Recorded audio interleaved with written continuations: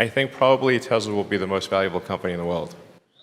Tesla just finished their annual shareholder meeting, and there was a lot of great information that highlights why they could be the most valuable company on Earth. Your time is valuable, so here's everything you need to know in 10 minutes. I'll break things down into 3 parts: full self-driving, scaling manufacturing, and Elon Musk's other plans for the future. Let's start with full self-driving. Elon Musk spent a good amount of time talking about full self-driving and how it increases safety on the road. He mentioned a few details that I think are really important. Tesla captures accident data in real time. What this means is that Tesla's AI can learn to predict when an accident is about to occur, maybe only a second or two before the collision. But even just a second or two is all you need to make an accident a lot less dangerous. Here's why. A typical airbag takes about 50 milliseconds to deploy, or about 1/20th of a second. That's because the airbag doesn't even get the signal to deploy until the collision has already started and is registered by the car's sensors. So, an airbag basically has from when the car first gets hit to when your forehead makes contact with the steering wheel in order to deploy. But if Tesla can extend that time from 50 milliseconds to, let's say, 150, that's 3 times more time to do things like deploy an airbag and tighten everyone's seatbelts. That's a huge difference. Elon also shared that Tesla collected over 40 million miles of data from FSD beta so far, which means they're capturing a lot more data about accidents and the scenarios that cause them. One such scenario is called Chuck's left turn. Elon Musk specifically called out Chuck's left turn as something that FSD beta should be able to handle over the next few updates.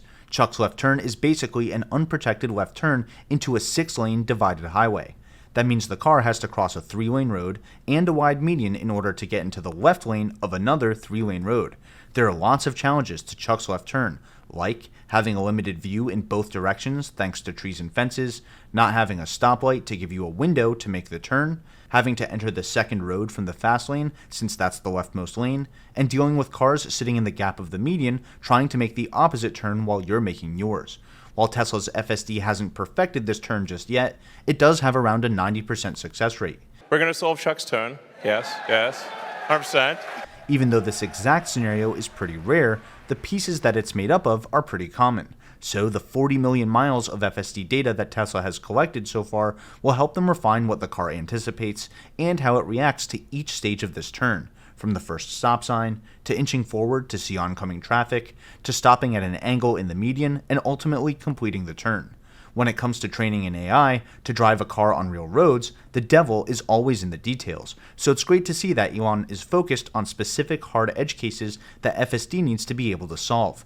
And don't forget that as they learn new lessons, Tesla can send over-the-air updates to make safety improvements for their existing fleet without having to recall the actual cars. For example, they can make an over-the-air update to improve how airbags deploy given a bigger time window, or exactly when a seatbelt would decide to tighten up, or how a car decides how much to inch forward after stopping at a stop sign. So, Tesla's full self-driving cars won't just be safer because they have less crashes than human drivers, but because the actual crashes will also be made safer if and when they happen. Speaking of which, let's talk about Tesla's vehicle fleet and their manufacturing next. Elon has always said that one day every automaker will be making electric cars and have some amount of autonomous capabilities. So he really sees the Gigafactories and their manufacturing capabilities as Tesla's long-term advantage. We can see that Tesla has constantly been pushing the envelope in the manufacturing department by looking at how the Gigafactories have changed over time. For example, the Fremont Gigafactory has different buildings for stamping, welding, painting, and then general assembly, but the Shanghai Gigafactory has every step of production under one roof, which results in a 17% improvement in Model 3 production.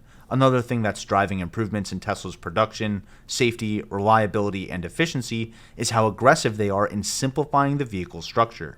Thanks to machines like the Gigapress, Tesla is able to get rid of hundreds of individual parts in the front and rear underbodies of their cars, which means that they can get rid of the hundreds of robots that make those parts. So when Tesla built out their new production lines at their latest Gigafactories, they saved big time by using 4 Gigapresses instead of over 500 other individual robots, which means faster production times and much lower costs. But this isn't just about saving a little bit of money. These are all parts that need to be aligned and then welded or riveted or glued together, which introduces hundreds of potential points of failures, especially during a collision. So even though we're talking about manufacturing here, the ultimate end is the same: a safer experience on the road, and a more efficient manufacturing process. Thanks to advances like these, June was Tesla's highest production month in history, and they're expecting record-breaking production in the second half of 2022. Tesla is on track to produce 2 million cars this year, which is pretty incredible considering they just produced their 3 millionth vehicle overall. So Tesla's fleet will essentially double in size in 2022. Elon also said that he's expecting to announce another Gigafactory location by the end of the year, and eventually sees Tesla having 10 to 12 Gigafactories, each of which could produce up to 2 million cars a year. That's a total production rate of around 20 million vehicles per year.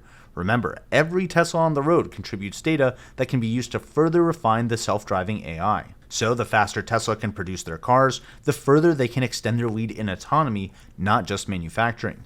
All these improvements also affect Tesla's margins, as they lower costs and increase safety, utility, and reliability. During their shareholder meeting, Elon showed that Tesla has the highest operating margins in the auto industry, even though electric vehicles tend to be more expensive to produce than cars with internal combustion engines. This also doesn't include the added margins that come from selling software, which could push Tesla's operating margins for the Model Y close to 20% or more. So Tesla plans on selling more cars than their competitors and at higher margins, which is why Tesla is currently one of the most valuable companies in the world and will be for decades to come. And speaking of decades to come, Elon mentioned a few things about the future that I think are worth calling out. He talked about the supercharger network and how Tesla prioritizes areas by how busy they are and how many people that supercharger can potentially serve. Sometimes adding new superchargers depends on being able to get the right permits, which is why some places can take much longer to get superchargers than others. Tesla also plans to keep deploying their V3 superchargers this year, but start deploying their V4 superchargers next year. Tesla's current V3 superchargers reach charging speeds of up to 250 kilowatts, and the V4s are expected to up that to about 350 kilowatts. Another thing that Elon mentioned is that Tesla is currently recycling about 50 battery packs per week, and this low count is partially due to the fact that most of their battery packs are still being used. I'm curious to see how Tesla will ramp up their battery recycling efforts over time, and if they'll end up working with Redwood Materials, which is the EV battery recycling company founded by Tesla's former CTO, J.B. Straubel. And last but not least, Elon Musk talked about releasing Part 3 of his secret master plan by the end of August. The first secret Tesla Motors master plan was released by Elon back in 2006.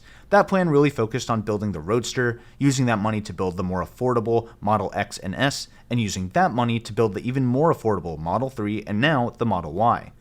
Master Plan Part 2 came out in 2016 and focused on expanding their product line to address all major vehicle segments and ultimately forms of transport. It also focused on developing self-driving that's 10 times safer than human drivers thanks to fleet learning. We're nearing that goal today, so Part 3 of Elon's plan is all about achieving a fully sustainable economy at scale. How many metals and minerals do we need to make that happen? What production rates and recycling rates do we need to see globally? What does the end-to-end energy supply chain need to look like to make this a reality around the world? I'm excited to see Part 3 of Elon's master plan, hopefully in the next month or so. Hopefully, this recap helped you understand a little more about Tesla's advances in safety and full self-driving, how they plan on scaling manufacturing, and Elon Musk's ambitious plans for a sustainable future. But Tesla isn't the only company with ambitious plans for full self-driving. If you want to dive deep into FSD and its competition, make sure to check out this episode next. And if you feel I've earned it, consider hitting those like and subscribe buttons to let me know that you enjoy this type of content. Either way, thanks for watching, and until next time, this is ticker symbol U. My name is Alex, reminding you that the best investment you can make is in you.